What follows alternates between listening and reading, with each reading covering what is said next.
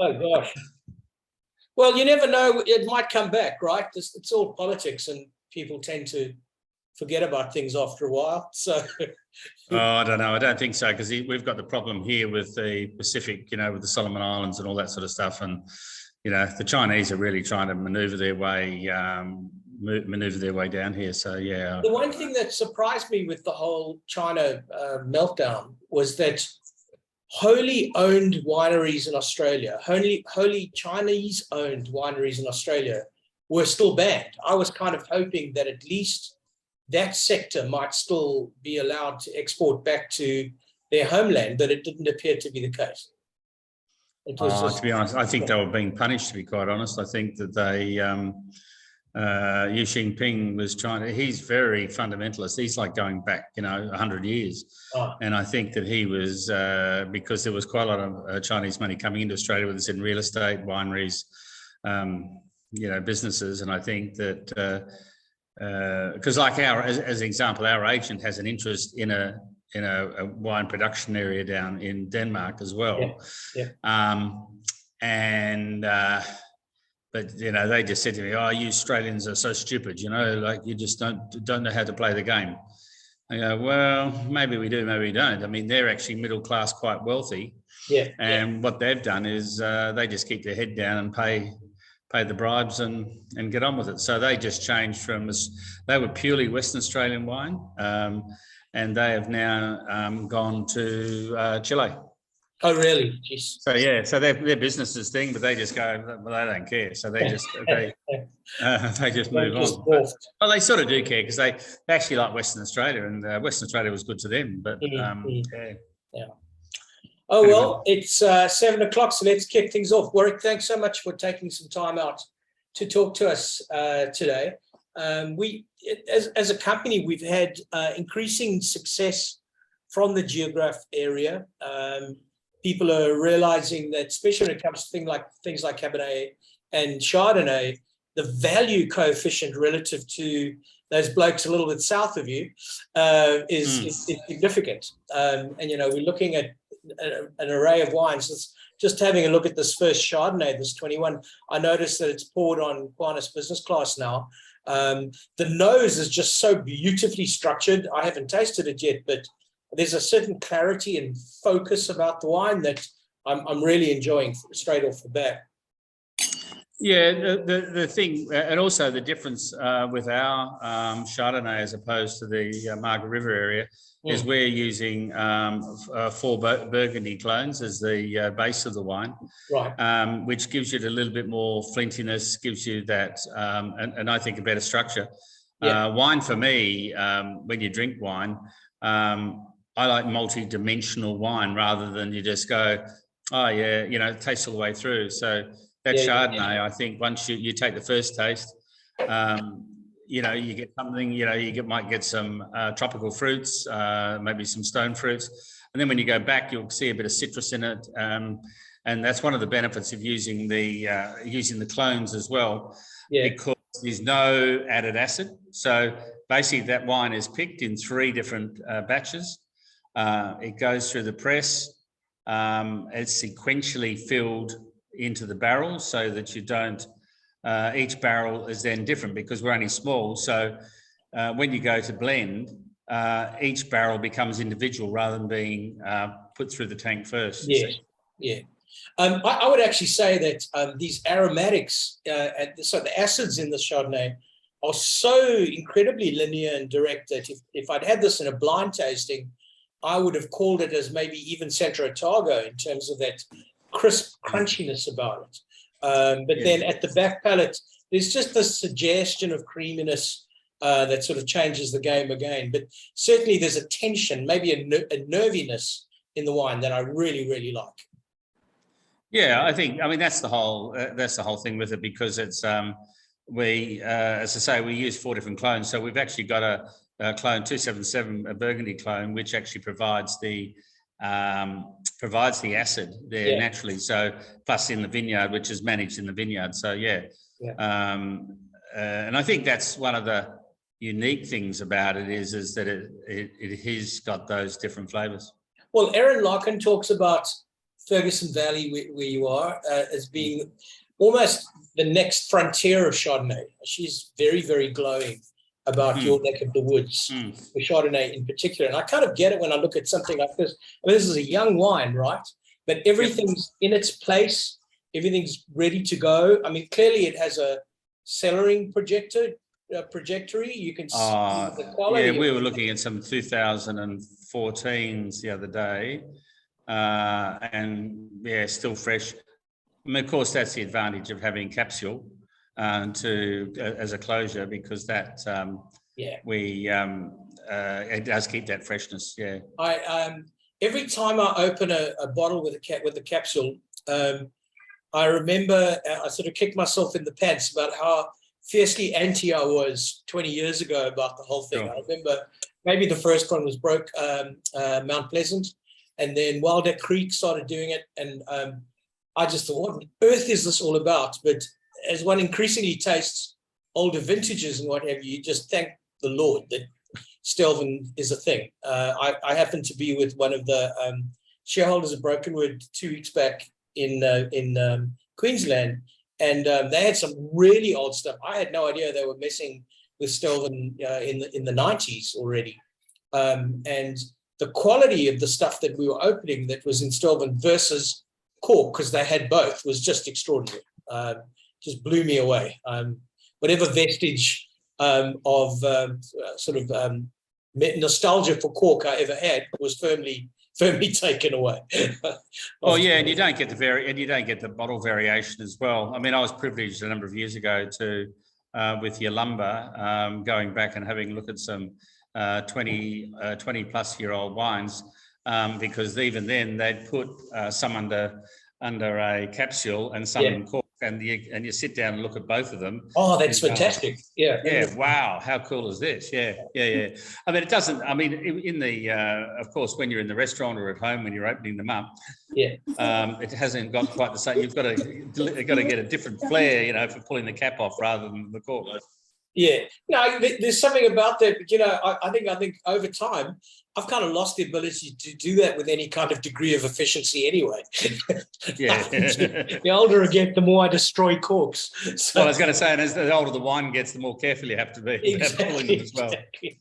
Although the French haven't relented on their top end wines, they still cork. But I think we've done them a favour, because there's actually better cork to. That's the argument. The French and the Spanish say to me that they've never had such great quality of cork available at a relatively decent price these days. And they're not cutting the cork down so far. Yeah, that's changed the market. All right, so that's Halliday 92. I just wanted to say to the guys as well, Wine Companion, if you're a follower of Halliday at Wine Companion, Aaron Larkin does most of the writing for WA. But there's been, it seems, a decided, and I'm really behind this, I think it's fantastic, there's been this decided shift to a more conservative ratings profile on wines generally out of the publication.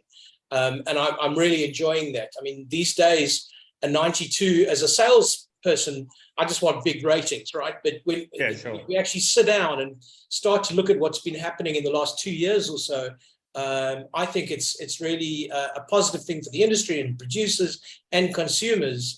So we're looking at a 92 pointer from Wine Companion here, but it's a solid 92 as opposed to what 92 might have been 5 years ago. I think there's, I as a consumer, I'm seeing a perceived shift towards a more conservative outlook on that, and it can only be a good thing. I'm very positive about it. Oh, I agree, because they're actually running out of points. These 99, they got wines at 99. So where do you go to from there? Yeah. Mate, I've got to tell you, like from a sales point of view, there's nothing that makes me more uncomfortable than selling 100-point wine. And then, in fact, the only thing that makes me more uncomfortable about that is actually sitting down and tasting it with clients and thinking, what are they on about? So I'm a big fan. I'm a big fan. No, yeah, it is. It's made. I think it's made a difference. I mean, we've even last year we've held our 5 red stars too, which is which is important. Yeah, 不是啦，这个是酒的。 All right, so let's go on to the next one. We're looking at the Rock of Solitude Cab Malbec next, the 2020. 94 points from Wine Advocates at $35. One of the things just doing the research for tonight where I picked up, somebody was writing about a really strong phenolic marker.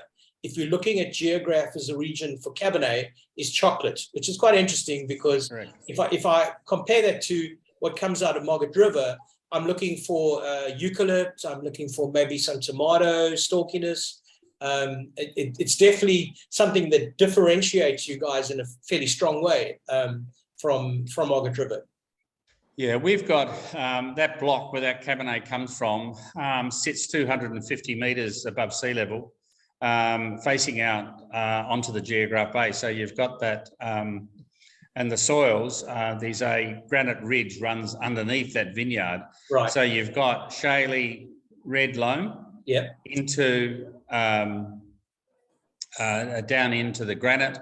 And also with Cabernet, I think is one of the advantages we've got too, is being a maritime climate, we get that cooling, which not all of Margaret River gets. So as I say to people, you know, like if you're out in a, you know, it's like yourself, if you're out in a 40-degree day and you come inside, although most of Singapore is air conditioned, wherever you go.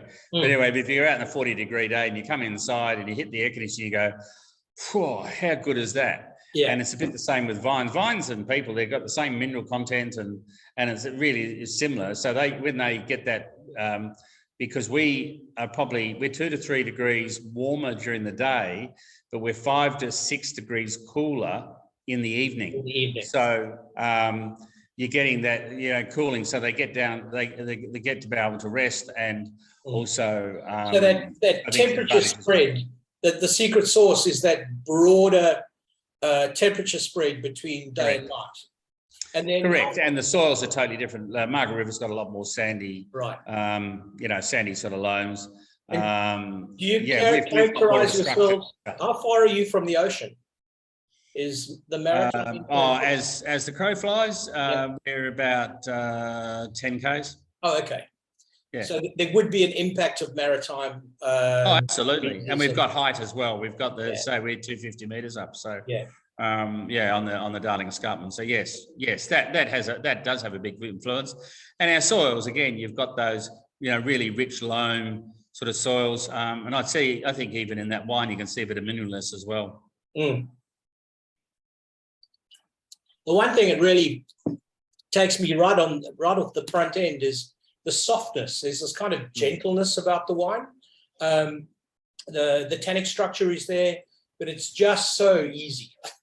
What percentage of this is Malbec? About a third? Yeah, it's about 25%. Yeah. Oh, okay. Got to be very careful. Malbec's not a funny one, but Malbec's is obviously quite a strong variety. Yeah. Good variety for us. But it grows over the years, so you've got to be careful not to put too much in, because sometimes, you know, it can dominate after a while. But you know, getting that fine balance, which I think that wine has got the balance. And we don't have the same. Again, it was straight Cabernet. We don't have the same hole that the Margaret River donut. So we've got a sort of fairly a wine that's sort of consistent all the way through. So that's why the Malbec works so well with it, because the Malbec is strong. It is in the middle, but it just sits with it goes with the whole wine. And I think it's quite seamless. It's very impressive. In fact, I'm doing a 100% Malbec tasting next weekend with the database because I'm so interested in how Malbec is taking front stage as 100% varietal these days in Australia.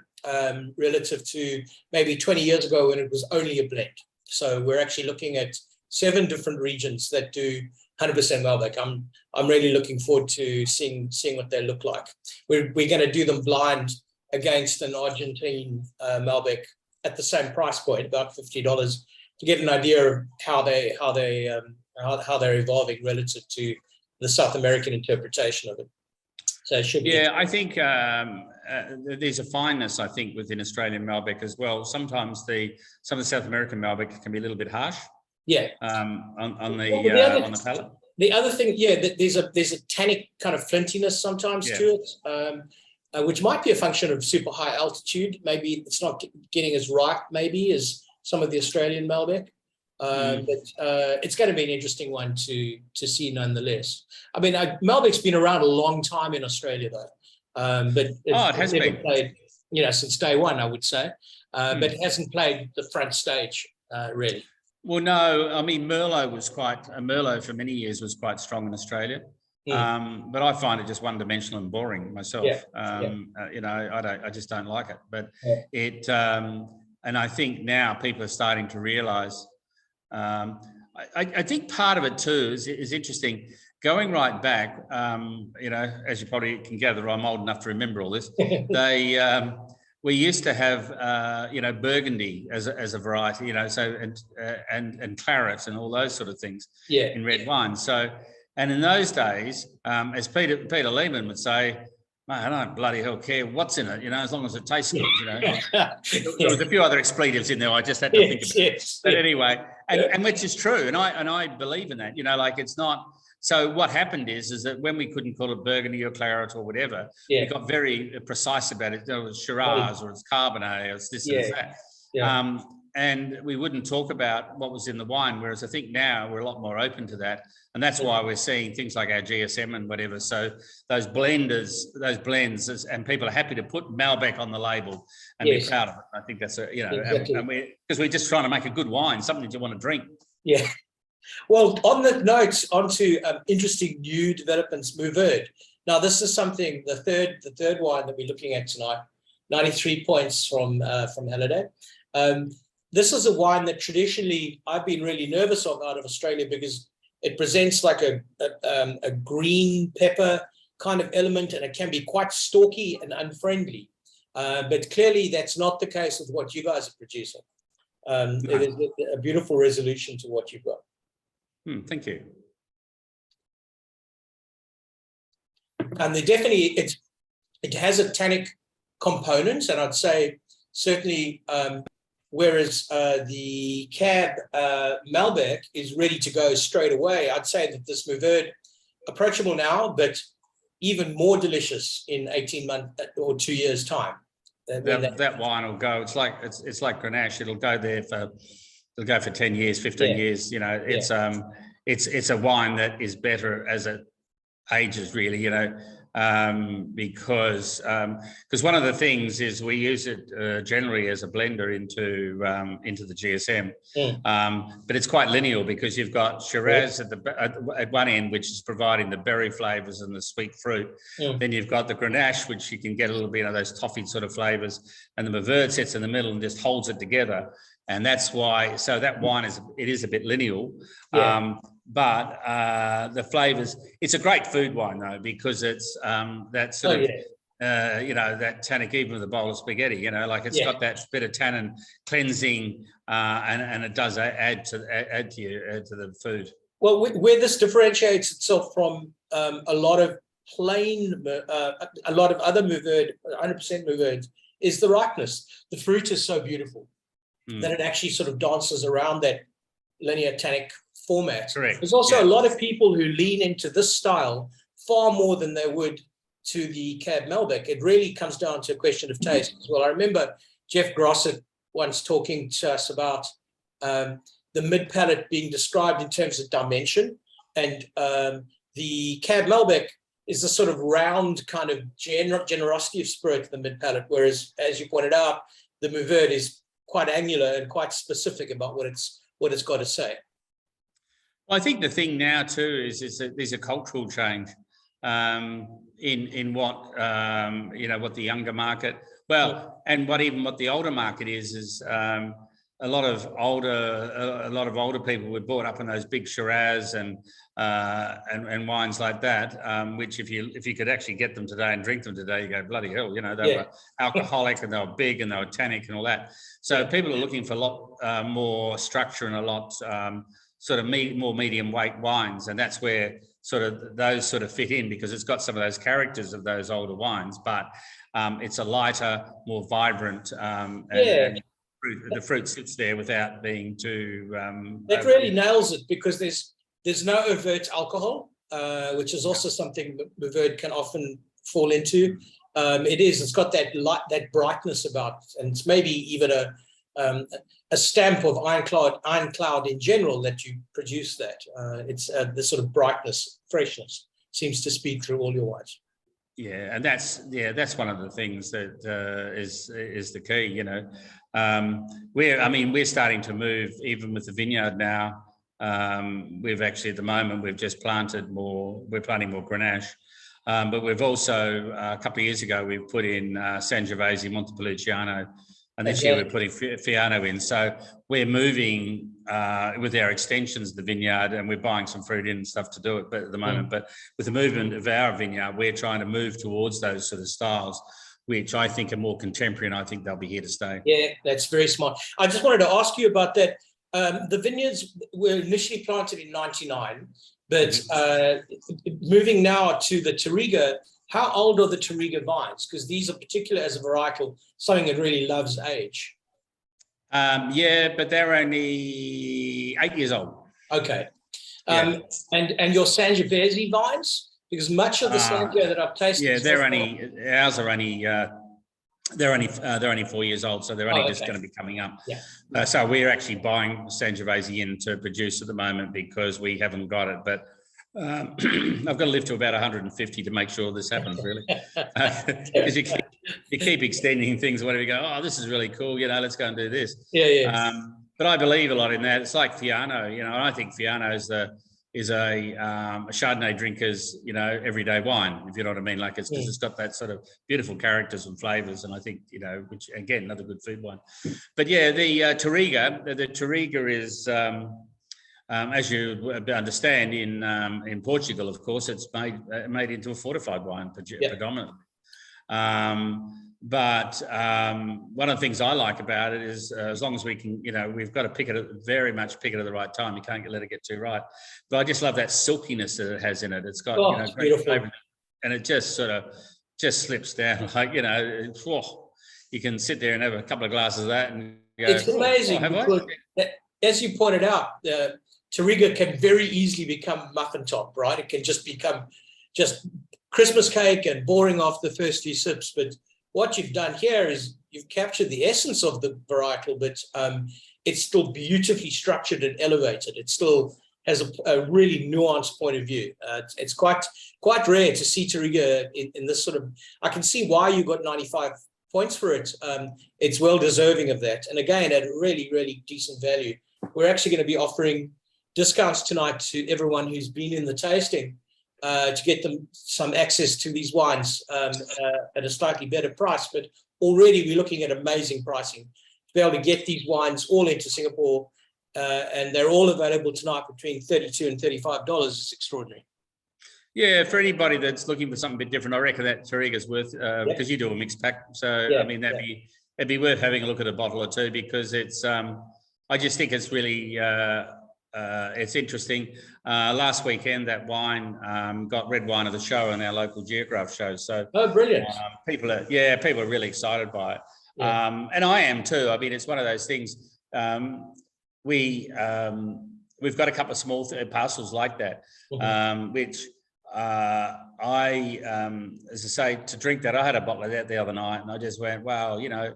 Yes, I know it's mine, and I don't have a cellar palate. I drink lots of wine. Other stuff, other stuff. But I went, oh yeah, this is really cool. You know, it's got a silkiness, it's got flavour, and beautiful palate weight, just good weight.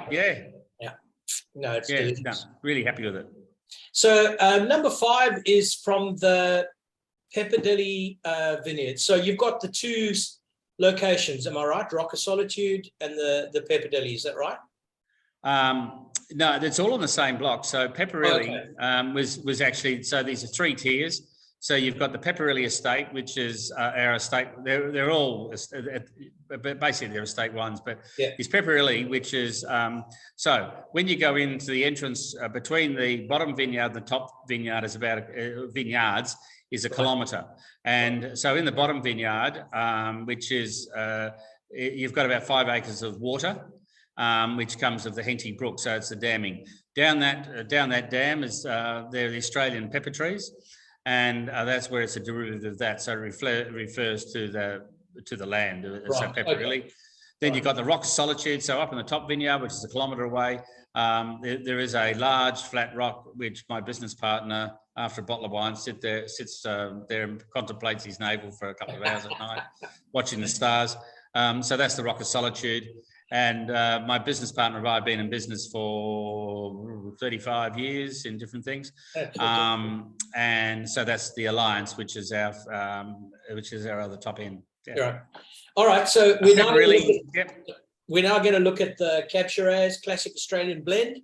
Yep. 65% Cab, am I right? And the rest Correct. Shiraz? Yep. Yep. Okay. 2020, 93 points from Halliday. And the at 32, so it's definitely the most appreciable costing tonight. Mm.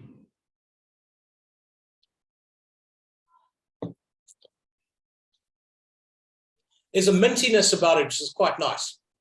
It's definitely got a mint component to it. And again, to contrast it to the markers I look for from Margaret River, that would be more of a eucalypt, whereas this is a fresh mint kind of aspect to it. So that seems to me the differentiation between the two regions. Yeah, and that's also from it's a different part of the vineyard. So it's the Cabernet Malware. And it's again, you know, I think the Shiraz it just gives it that different style. So the Shiraz gives it that lovely sweetness and of fruit. There's nothing heavy about this wine. I would say, is it less than 14.5 in alcohol? Is it cooler than that? Yeah, it's just under. Yeah, it's just beautiful. And again, it's deft. It speaks about the varietal, but it has this sort of deft and sort of gentleness to it. It's really nice. And it's I mean, that's the trick that's the thing we try and work with is you don't want to kill the Cabernet off. Yeah. You know, so the Cabernet's still there. You get that really lovely, you know, earthy saddlebag sort of nose. Yeah. And then the Shiraz just comes through and then just gives it a bit of extra length and drive. Yeah. And cellaring on this, probably another 8 or something like that. 8 to 10, yeah. Again, that's all. We don't add all our wines. All of those don't have any added acid.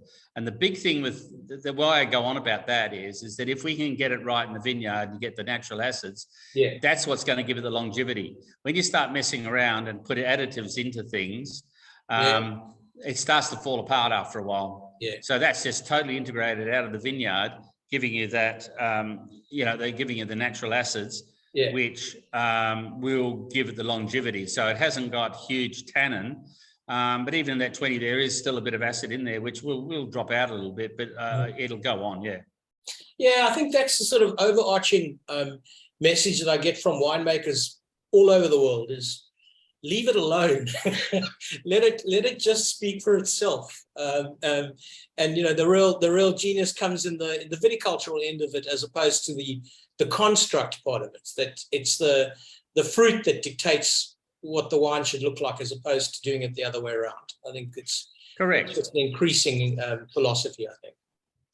Yeah, and one of the advantages is we've got 2 different clones of Shiraz as well.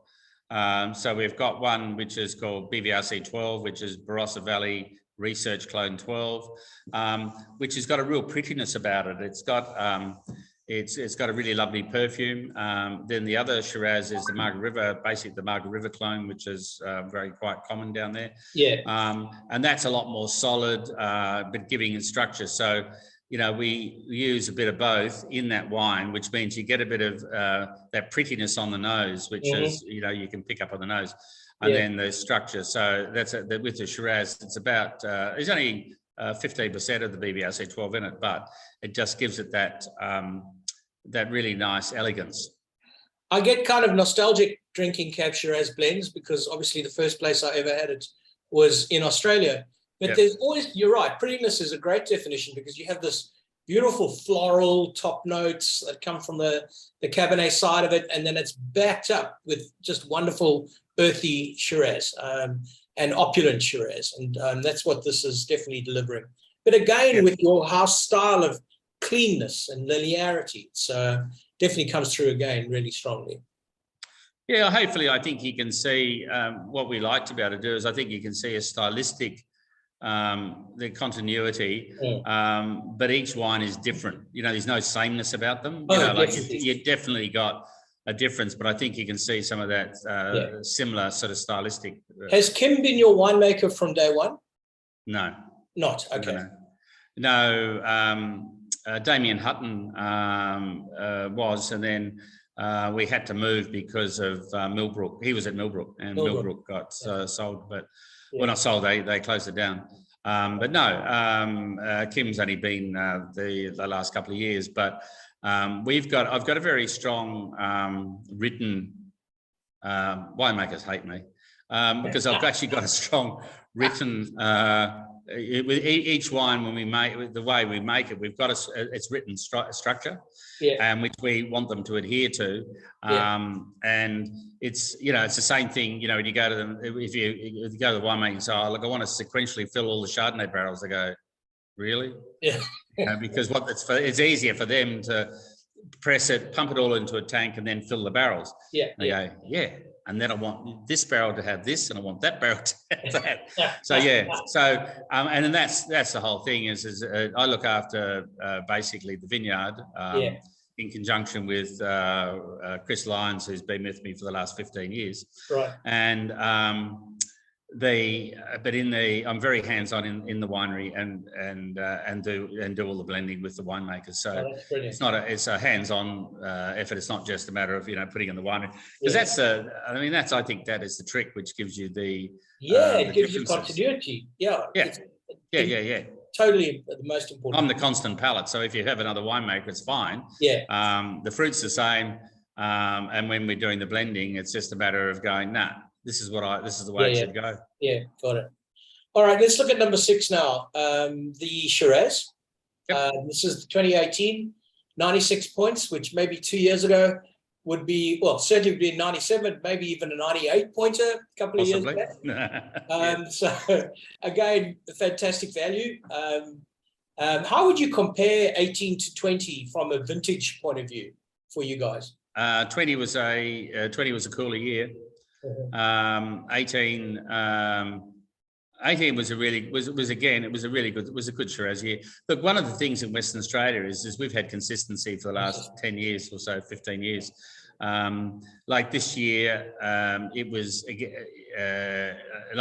had a wet winter and quite a long winter, but all of a sudden today it's 29 degrees. You know, so the summer it's just gone, it's just turned it on. And we've had very consistent, whereas, say, for instance, the poor old guys in the Hunter Valley last year just got absolutely washed out, Right. So we've had consistency. So 18, 19, 20, all fairly similar. The last 20 was wetter. But in our area, we're it's 100% area. So we'll go anywhere. The worst year we've ever had in the last 20 years is about 10, 12 years ago. We got 600 mils of rain through the season, but we're about 900. But again, our other advantage is that we've got this, our dam is the damming of the Henty Brook. So it constantly runs all year. We've got a valve in the bottom of it, which means that the water's running. So it's 100% fresh water. So in the middle of the dam, it's about 9 meters deep. So you've got constant fresh water, so we can adjust it. Minimal water, but if we have to, if we get a dry year, we can put more water. We're not struggling for water. That's amazing. I've just spent a little bit of time tasting wine in the Bvrc Islands, and there's no water there. In fact, the government has said that they've dictated that you cannot plant any more vines anywhere, because whatever water is available needs to be shared by all agriculture. And they believe that it's just sucking up too much water. And in some ways it's great, but it's creating a furious gold rush every time someone decides to sell their vineyard, because it comes basically with water rights. So everybody wants the water rights. So it's an interesting dynamic. As I say, there'll be a war over water at some stage, because it is getting short in so many areas. We've also got a lot of natural springs, so we've got a lot of underground water systems because of the granite. You've got an underground water system as well. So there is areas on the vineyard where you can see, even in the middle of summer, there is green tufts of grass and reeds and whatever. Brilliant. And it's the way it is. It's a magical area. We're so lucky. It's interesting tasting this Shiraz with 2 extra years, because I'm getting some of the sort of meat, savory smoked meat kind of thing, which I dare say in the 20 of this wouldn't be manifesting. So it's showing that there's a little bit of the sweet leather.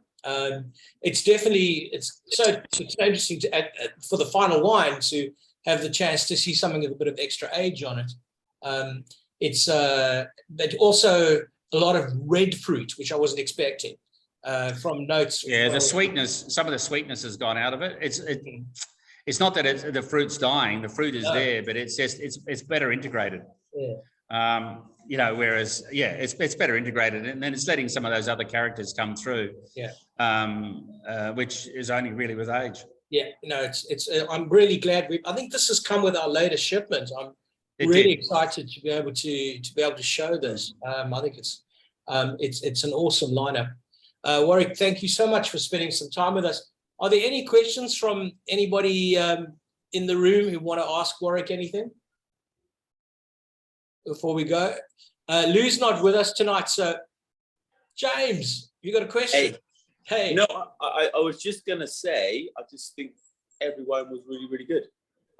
You know, just to say what Robert said, you know, with regards to, you know, price point and quality, I thought it was excellent. Yeah. Honestly, I've done many of these with Robert, and seriously, it's one of the most enjoyable I've ever done. Yeah, it's amazing. All the wines were great, and I will probably be buying a few after this. So yeah, well, yeah, that was all. Well, as you can probably see, it is very personal to me. I mean, I've been in the food. I'm from the food business as well, so I've been in restaurants all my life, and you know, in the wine business for the last 20 years as well. So I look at it from that. I mean, I suppose the other thing is originally I was a chef by trade, so I have that sort of, you know, like it's. Yeah, and I look at it, I go at it from the same sort of perspective, you know, like it's making the wine as a finished wine. And the other thing is, I look at it from, you know, from a food sort of point of view. So as I said earlier, you know, each of our wines, I think there's no sameness about them. Yeah. And that's important to me.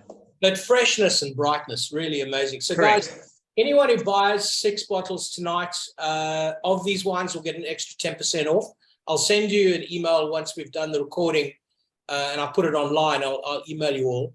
But Warwick, thanks so much. It's been fantastic. And, you know, a little bit to underscore what James said, this brightness and freshness as a body of work is quite distinctive. It's something that's not every winery can pull off. So it's something that's really a tribute to you. Excellent. Thank you very much. You're welcome. Okay, enjoy the wines. Thanks. Good night, everybody. Bye. Ciao tutti. See you. Bye. Bye.